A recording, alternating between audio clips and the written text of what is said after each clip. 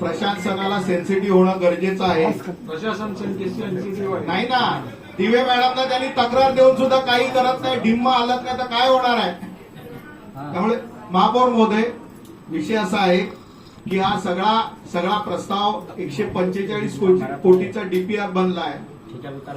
आता डीपीआर बनला की मग तो कोणी बनवला याच्यावरती त्याची यशस्वीता अवलंबून आहे. कारण आतापर्यंत ज्यांनी डीपीआर बनवले तो एकही डीपीआर सक्सेसफुल झाला नाही, हा आपला अनुभव आहे. अख्ख्या भारतामध्ये समस्या नाही, भारतामध्ये काय असेल, आम्ही वसई विरारमध्ये राहतो ना साहेब, भारताचं खासदार थोडीच आहोत भारताचं बघायला, आम्ही राज्य सरकार आपल्या प्रगती घेते, होईल प्रगतीचं. त्यामुळे हा जो डीपीआर कोणी बनलाय ना त्याची यशस्वीता जी आहे ती त्याच्यावरती अवलंबून आहे. सन्माननीय सभापती निलेश देशमुख यांनी जो मुद्दा मांडला त्या मुद्द्यालाच मी थोडस पुढे घेऊन जातोय.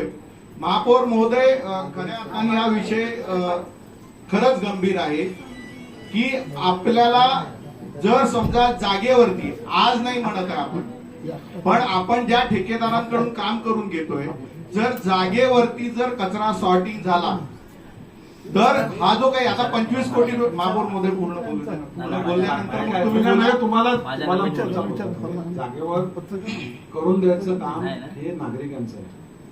त्यांनी नाही सॅग्रिगेशन, नाही ठेकेदार नाही सॅग्रिगेट करणार.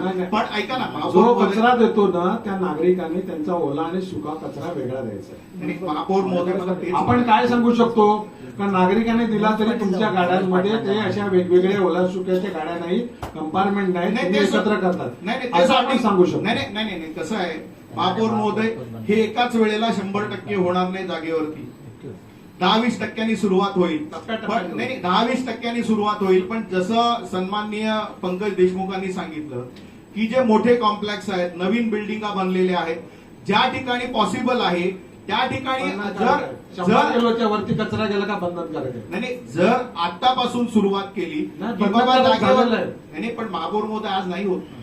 सगळा जो कचरा आहे तो मिक्स होतो. मला तेच म्हणायचंय की आज आपण आता बघा, 700 रुपये आपण 550 रुपये नाही 700 रुपये, 550 तर वेगळं, 700 रुपये आपण टिफिन चार्जेस देतो. आपण समजा याच्यामध्ये 10-20% पासून सुरुवात केली, पुढच्या वर्षभरामध्ये 2 वर्षामध्ये आपण 50% पर्यंत पोहोचलो, तर हा जो काही आपला 25 कोटीचा जो खर्च आपण आता प्रस्तावित पकडलेला आहे, हा खर्च निम्म्यावरती येऊ शकतो. कारण आपण ठेकेदाराला तेही पैसे देतोच आहे. जर समजा ठेकेदाराने आपलं, आता आपण 5.5 कोटीचा जो प्रस्ताव मंजूर केला की मानांकनाचा, त्या मानांकनामध्ये पण हा विषय आपण घेऊ शकतो की ओला कचरा सुका कचरा जागेवरती वेगळा करून द्या. हे शक्य आहे. किमान जे शहरी गृहसंकुल आहे, तर आता आपण हे प्रस्ताव मंजूर करताना तो विषय घ्यायला पाहिजे की किमान आपण स्वतःला टार्गेट ठरवून की घनकचरा विभागाने स्वतःला बेंचमार्क ठरवून की बाबा आम्हाला या वर्षी 40 ते 50% ओला सुका कचरा जागेवरती विलगीकरण करून घ्यायचंय, ज्याच्यातनं आपले हे कोट्यावधी रुपये कचऱ्यावरती खर्च होतात. प्रबोधन करायला अनुदानात एजन्सी आपण मंजूर विषय केलेला आहे, त्याची प्रक्रिया चालू होईल, ती सुरू झाली की हे विषय आपल्याला घ्यायचे आहेत. प्रबोधन जे जनतेचं वेगवेगळ्या विषयामध्ये करायचंय ते आपण करणार आहोत. धन्यवाद.